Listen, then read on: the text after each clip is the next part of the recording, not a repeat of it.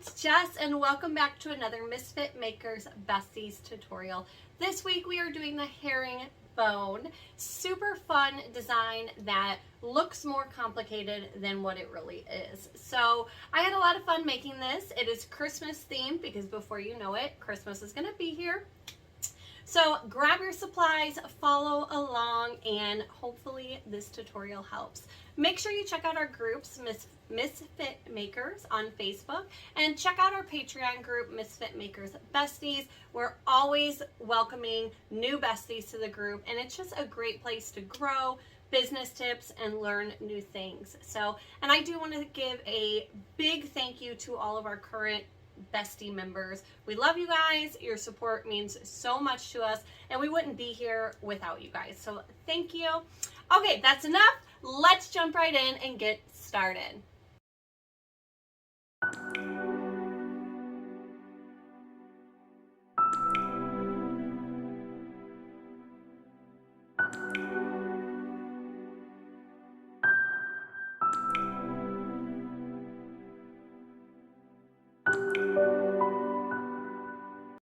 Alright friends, today we're using a 24-ounce plump and my vinyl is from Vinyl Craze.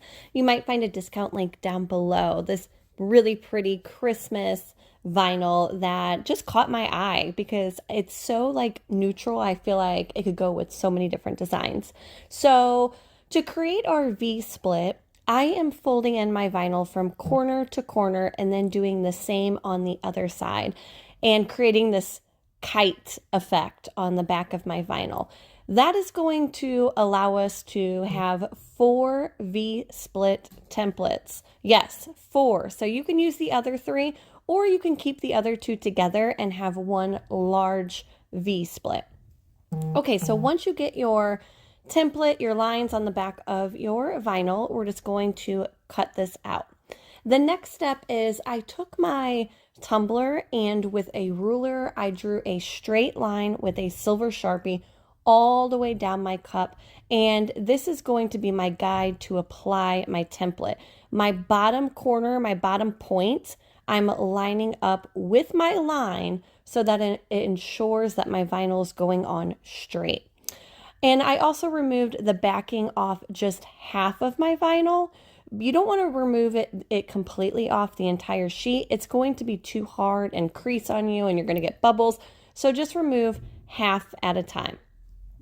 Same like you were applying any wrap, you just want to make sure that you pull that vinyl tight and smooth and rub out any bubbles and get all the air out from underneath.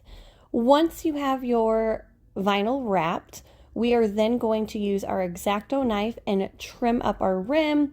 Make sure that your X-Acto knife is really sharp, guys. You don't want your vinyl ripping. You just want a nice clean cut.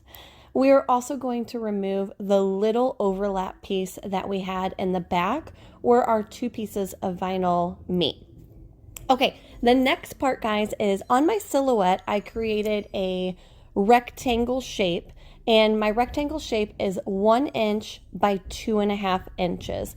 And I just cut this out on 651 vinyl and used a vinyl color that I had that I normally don't use, okay? You could use non-permanent vinyl. You could use transfer tape. You could pretty much just use whatever you'd like. I did it with painter's tape at first, but the painter's tape wasn't lining up exactly how I wanted. So I found this the easiest way. I'm going to start at the back of my cup, so where my vinyl met in the back, and we are just going to line these pieces up. I'm trying to get my blocks as close as I possibly can to each other without overlapping, okay? And we are just going to move back and forth. So you see that last piece I laid goes over my V. So now we're going to go back to the back. And we're going to start applying down this way. And as we go along, you're going to notice that some pieces aren't going to match up perfectly. So let me show you right here.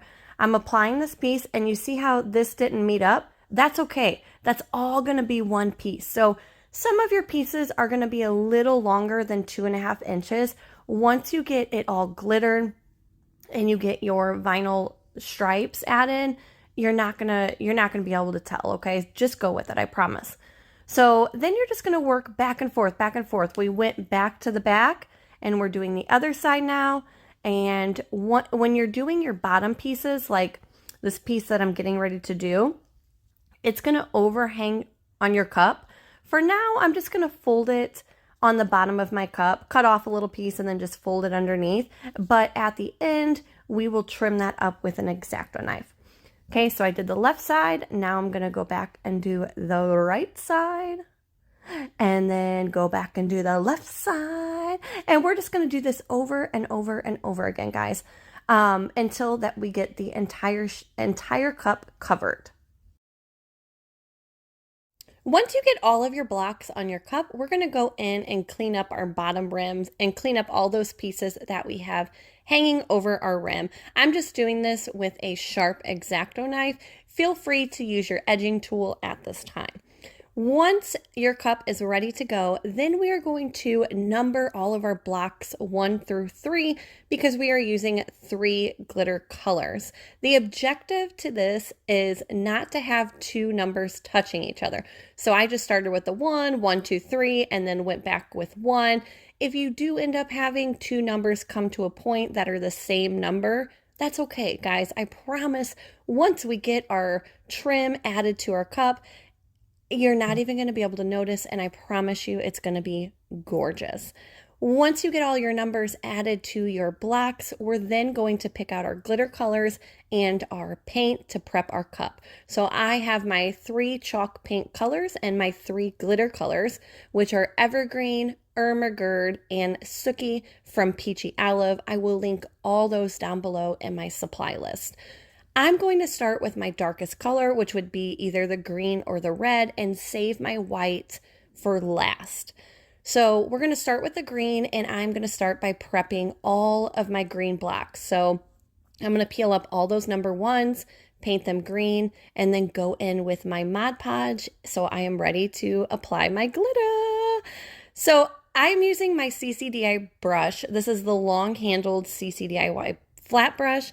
And I find it super helpful to really butt my paintbrush right up to my vinyl and not, you don't want to get too much Mod Podge or adhesive on your next blocks because you're eventually going to peel all those up. And you guys know the longer Mod Podge sits on that vinyl, you might not get a nice crisp, clean line. So I would do this all in one sitting, guys.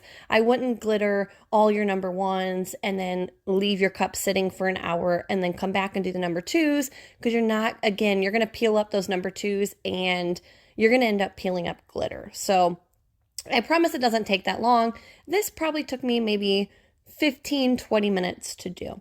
So we're going to go in, glitter all of our number 1s, and then do the same thing for the number 2s. So I'm going to peel up all the number 2s, and we're going to go in with our red pop of color. And the nice thing about this chalk paint, this pop of color, guys, is it's not streaky. So I only had to do 1 coat, and I was ready for the next step.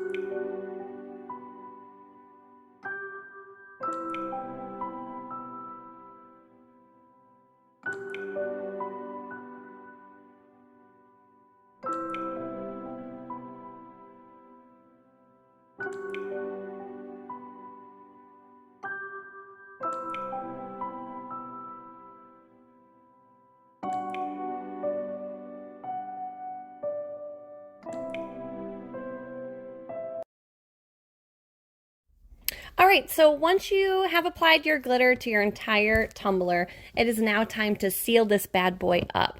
I went in with Mod Podge and I actually sealed each color one by one, okay? So I sealed all my red, then I sealed all my green, then I sealed all my white with Mod Podge. After that was dry, I went in with a coat of Rust-Oleum Clear Spray Sealer and sealed it one last time because I did not want my glitter colors to shift or move whatsoever after all of that hard work. Once that sealer was dry, I went in with 30 mLs of ccdiy Fast Set, and it was dry to the touch after 2 hours. Once that was dry, I cleaned up my rim, sanded my rims, and gave my entire tumbler a good sanding. It's really important, guys, that you sand your cups and your rims after every single coat. Okay, now it's time to add our trim. So my trim that is right next to my vinyl, my 2 pieces I just added, are a little bigger. I wanted those just a little bigger than all of the rest of the pieces. So I made those 0.07, and then all of the rest of my striping is 0.05. I will also link that down below for you guys to reference back to. Now, this is the easy part, guys. We're just applying this vinyl right to where our lines are. So I have my first 2 lines down, and now we're just going to use our smaller pieces and follow the lines. This is textured vinyl, Cricut's textured vinyl, which you can find from Amazon or Hobby Lobby. I love it because it gives it a little dimension to your cup, just something different. And yeah, this is it, guys. We're going to apply this, follow the stripes. Like I said, it's okay if your pieces overlap. It's actually easier if your pieces overlapped because we'll go in with our X-Acto knife and cut off all the pieces that do overlap, okay? It's also important to use a very sharp X-Acto knife. It's going to be easier, especially with this Cricut textured vinyl. Just make sure that you don't press down too hard because you can cut into the epoxy. There's only 1 coat of epoxy on there. So I tried to apply as many pieces as I could and then went in and trimmed up all my overlapping little pieces. Now, guys, make sure you take the time to inspect your cup for all these little pieces because they get everywhere. As you can see, I'm like sticking them on my hand, but trust me, just to have somebody else look at your cup too, okay? Because there's nothing worse than doing all this work and then epoxying your cup and you're like, oh my gosh, where did that little piece come from? Like, make sure you check the butt of your cup everywhere, okay? Okay, I also went in and I added a couple extra lines that are on my vinyl section. And I just did that by following my main V. So my main larger V trim, I just followed that and added 2 lines into my vinyl. And I started with 1, and then once I got 1 on there, I was like, oh my gosh, this is so cute. So I added a second one. I almost added a third one, but I was like, Jessica, stop. So be creative, add some crisscross pieces, like definitely be creative with it. Okay, so we're gonna go in and add a decal to this beautiful tumbler that's turning out so cute. These are from Vinyl Fun for Everyone. You can find a discount code down below. These are white clear cast decals, which I love. I've been using them on all my cups because they can go on any colored surface. So you could have a black glittered cup and this is still going to show up very nicely. I'm going to go in, this Mama Mama Mama one really stood out to me because it incorporated all of my glitter colors nicely. So we're going to go in and place that down. And then once you get that placed, look at how cute this I just love it, guys. This is hands down one of my favorite designs. Oh, I'm obsessed. Okay, now I want to seal this vinyl really well. Anytime I'm using a textured vinyl, I want to seal it because epoxy likes to repel textured vinyl. So we're going to go in with our quick coat from ccdiy and a gloved hand and just a nice thin coat. This quick coat, I know it's a little expensive, guys, but this bottle will last you forever. You just want a nice thin coat. The quick coat is not, it doesn't need to be falling off your tumbler, okay? So a nice thin coat all the way around. Cover all that textured vinyl. I even placed it on top of my white clear cast decal. And then once that is dry, so about 15 minutes, then you are ready to epoxy. So I went in with my artist resin from ccdiy and I applied 30 mLs. I had a little bit of leftover epoxy left and let that dry for about 8 hours, and went in, cleaned up my rims again, and she's done. I love this design, guys. I really hope this tutorial helped you. I cannot wait to see all of your guys' cups. There's so many different color combinations that you could use with this vinyl. Oh, I love it. I love it, guys. Make sure that you are in our Misfit Makers group. It is a free Facebook group. And come be our bestie. Come check out our mentorship group. Try it for a month. I promise you will not be disappointed. I will see you later, guys. Voila.